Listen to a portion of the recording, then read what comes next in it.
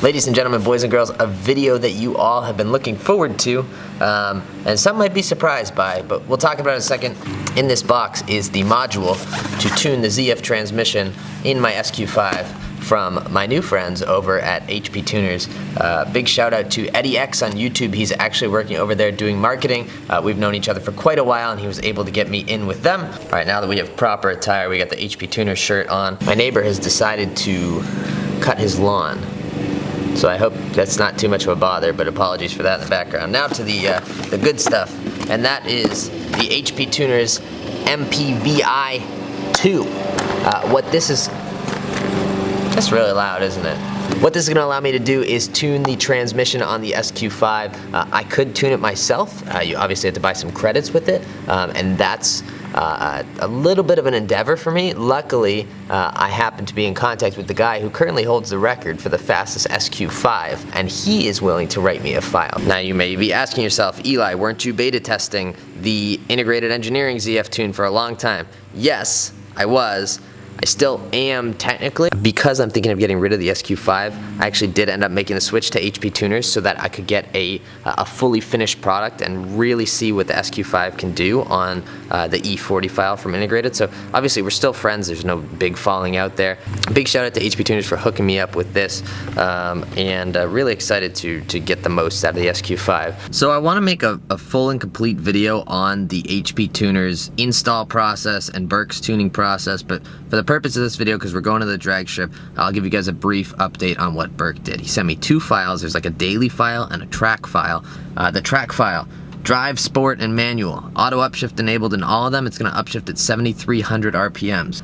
The launch RPM should be 2,900. However, with the V3 update from Integrated Engineering, which you can learn more about in the description, essentially they messed with the torque structure so they're not hitting any torque limitations anymore, and it's also going to pull less timing on the top end for E40 users. I'll put Damon's full notes in the description. That's coming widespread soon, so keep an eye out for that. But with the way that they mess with the torque mapping in the engine, it's actually launching more like 2,500 RPMs right now. So I think we have more left in the launch. Anyway, huge shout out to Burke. If you are interested in getting a tune from him, he's bg.sq5 on the AudiZine forums, or you can find him on Instagram, bg.sq5. Pretty easy to find him. All right, well, we got a TTRS, we got the SQ5. And we have the new HP Tuners transmission tune in the SQ5. Unfortunately, I went out and logged last night, and all sorts of knock. So, as a result of all that knocking, we've deemed that I don't have good ethanol in the car. It was knocking a lot. And so, we're using integrated software to drain the fuel. It's not a very clean A/B test as far as the track goes, because I'm dual pulley now. I haven't run a dual pulley before. I have a new transmission tune that I haven't run before. I'm on Integrated Engineering's new V3 tune that I flashed last night. So, whatever we did before, we may or may not have ran a 11.8 on the street in Mexico in the middle of winter. Maybe. No, it wasn't us. It wasn't us. But this car ran an 11.8 on the street in the middle of winter. So with hotter temps, it's like 82 right now. I really have no idea what it's going to do, but I'm excited to test out this new HP Tuners tune from Burke. Made it to the track. I got the Integrated Engineering fan mod running right now, so the fans are cranking. Fernando's got the TTRS now instead of the RS3, which is stock minus... What? Slow. Slow, yeah, this is slow. We're gonna race later. First pass of the night, and I'm already racing Fernando. He somehow talked me into doing it. Fernando's a stock TTRS. He ran 11.6 on the street. He told me last night when we were in Mexico that it would be a good race between the two of us. I have no idea what's gonna happen, but I'm gonna try.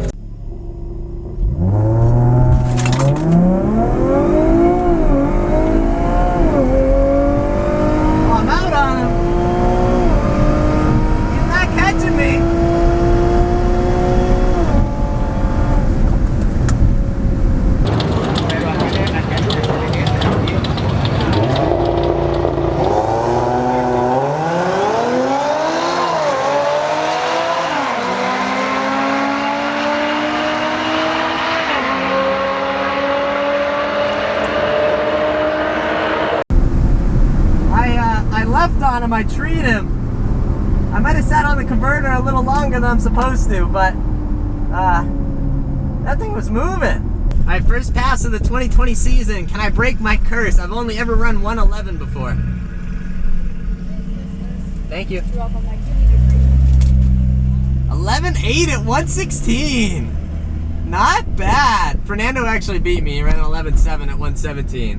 But 11.8, not bad.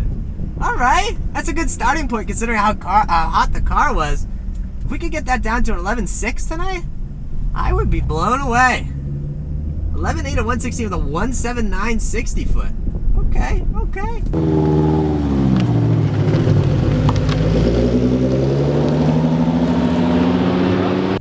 All right, here we go. I'm racing some Mustang with slicks on it. I wouldn't be surprised if it came right around me.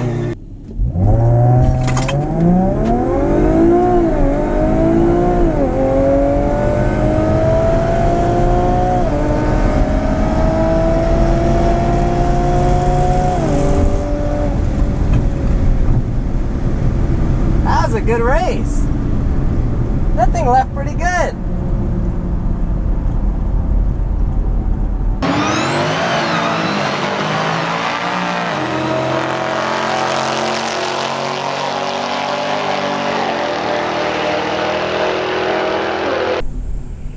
Thank you. Alright, left lane. 11.70 at 117. Not bad. Let's see if this scale is working. Sometimes it's a little wonky, but let's see what the SQ5 is weighing in at right now. I'm seeing 45.40. 45.40 on the scale. Not bad. That's a big girl to do 11.70. I might hot lap this thing. It's got a 113 intake air temp, which should be like 40s. So it's not ideal. Let's see what happens. I accidentally overstaged. Let me shut off this park assist. Put my phone down over there.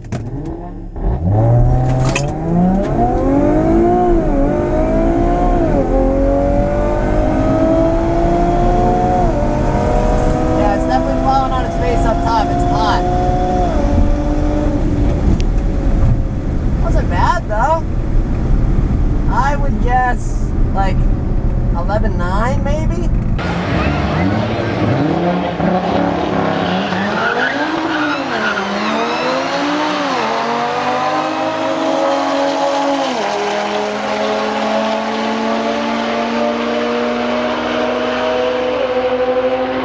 It's not a fast night. Like usually in previous times we've been up here late in the fall, the DA here will get into like the negatives. If you don't know what DA is, it's density altitude. It's a combination of barometric pressure, humidity, temperature, and current altitude. It's kind of like an absolute altitude. The DA here will get into like the minus 2000s even, and right now it's in the 900s. So like a minus 1500 DA is probably pretty ideal for up here. A minus 2000 is a great day.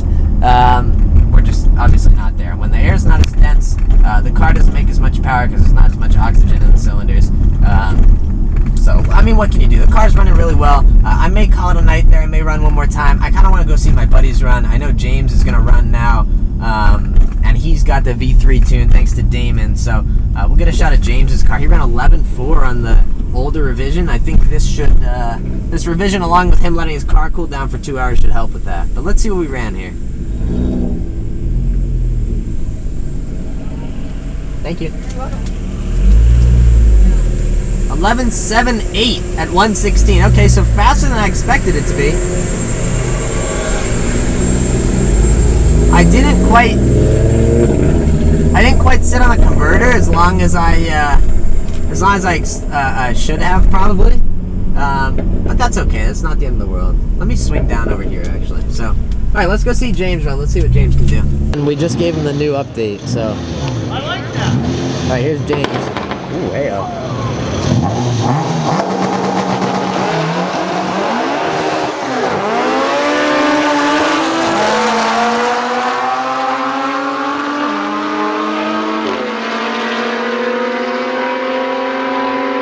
James just ran a 12.1 at 120 spinning. That's not bad.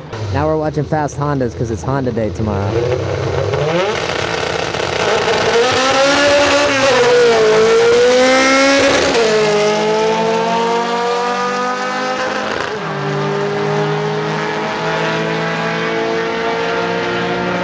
All that noise for a 12.0. This car just let off like earth-shaking two-step bombs. Now it's gonna blow up.